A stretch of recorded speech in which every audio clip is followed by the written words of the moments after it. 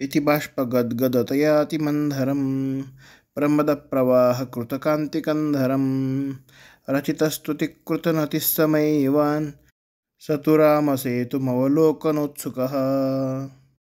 बाष्पगद्गदतया, बाष्प म्हणजे आनंद बाष्प, आनंद अश्रू, त्याने गदगद म्हणजे सद्गतीत झालेले असे, अतिमंथरम म्हणजे अतिगंभीर असे, प्रमदप्रवाहकृत कांतिकंधरम, प्रमदप्रवाह म्हणजे आनंदाचा हर्षाचा प्रवाह, त्यामुळे कृत झाले केले कांतियुक्त असे, कंधर म्हणजे गळा किंवा कंठ ज्यांचे, रचित स्तुतीही ज्यांनी स्तोत्र रचलेले आहे, कृतनतीही ज्यांनी प्रणाम केलेला आहे, सहा ते राघवेंद्र स्वामीजी गुरु,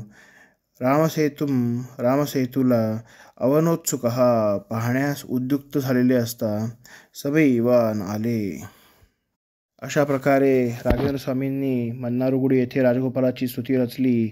ती स्तुती म्हणत असताना राघवेंद्र स्वामींना दाटून आले. त्यांच्या डोळ्यातून आनंदाश्रू वाहत होते.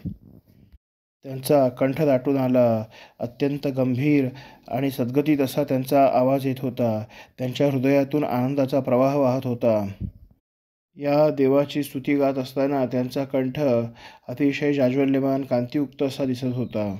अशा प्रकारे राजगोपालाचे स्तोत्र रचून त्या राजगोपालाला नमस्कार करून राघवेंद्र स्वामीजी पुढे रामसेतूचे दर्शन करावे म्हणून उद्युक्त होऊन रामसेतूजवळ आले.